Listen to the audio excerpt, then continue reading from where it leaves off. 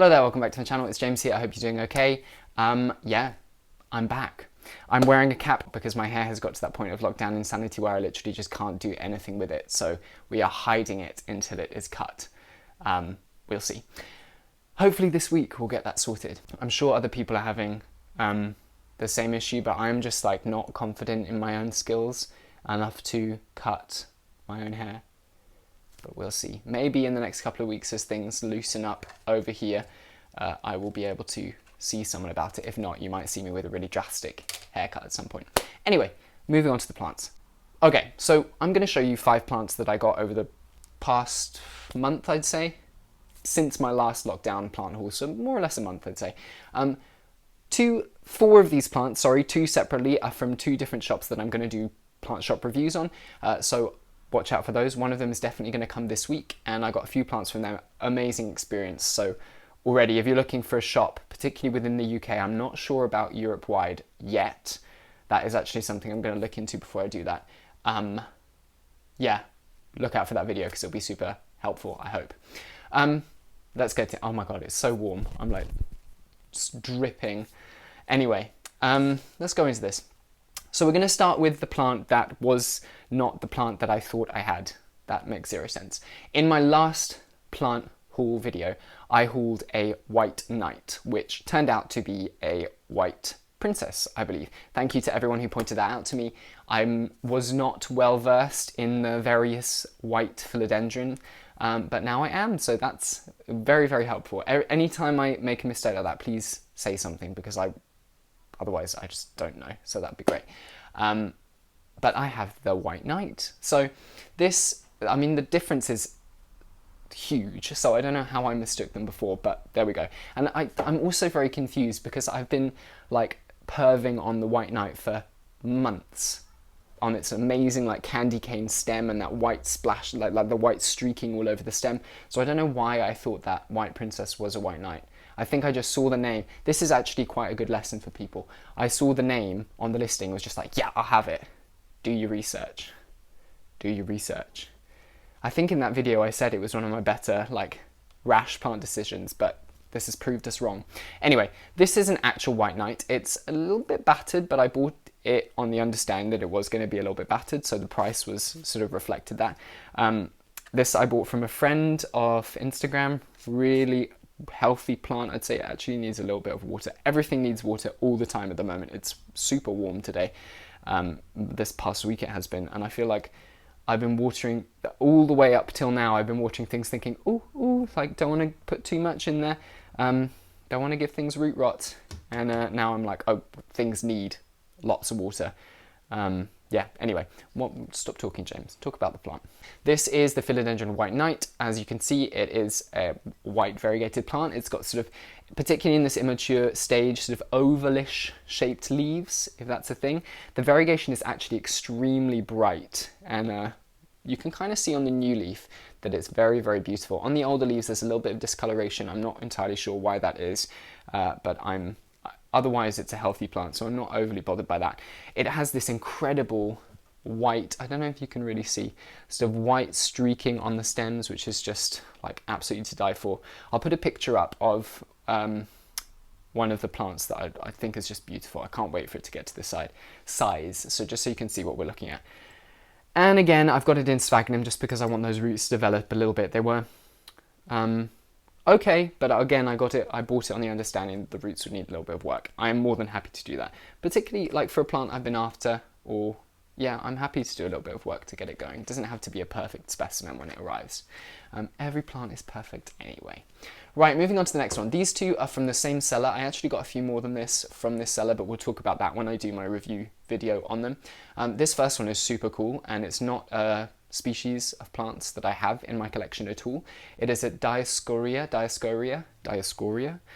Yeah, I think that's how you pronounce it. It doesn't have a specific species name yet, I think. Either it's an undescribed species or the seller wasn't 100% sure what it is, but I bought it as SP Borneo, so Borneo.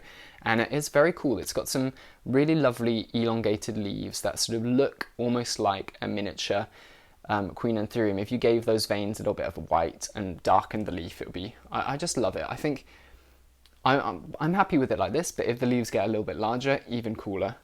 Super, super lovely plant. There's all these little things growing in the medium though that were shipped with the plant, so that's fine. Don't care about little hitchhikers. Actually, I should probably let them grow just to see what they are. Curiosity.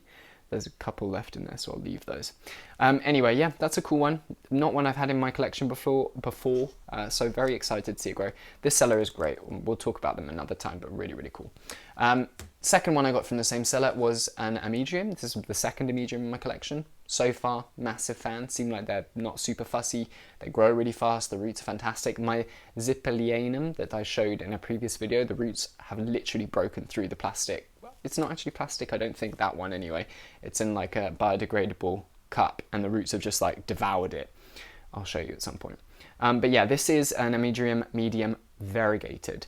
So this is a little bit, it's not controversial. In my brain it's controversial because I've wanted one, but also a lot of the heavily variegated plants kind of look sick and crumpled and sad.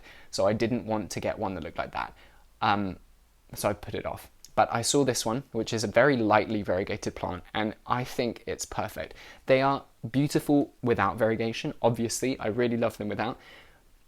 But I think this really delicate variegation just gives it like an extra dimension for me, and I think that's super nice. I'm not overly bothered if it doesn't produce any leaves with higher variegation than this. I'm more or less happy with this, but it does have some good variegation in the stem, so we shall see. Yeah, that's it.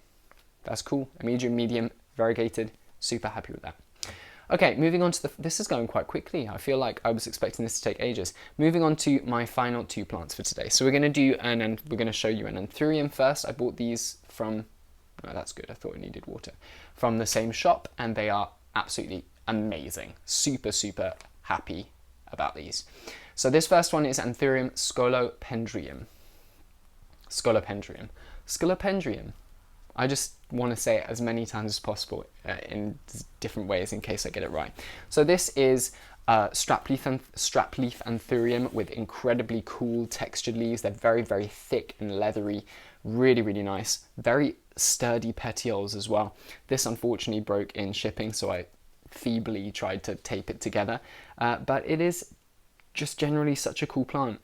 A little bit confused about this one. There's a similar plant, I think it's Accaul var scolopendrium, which looks nothing like this. So when I was trying to find information on this, it was actually surprisingly difficult.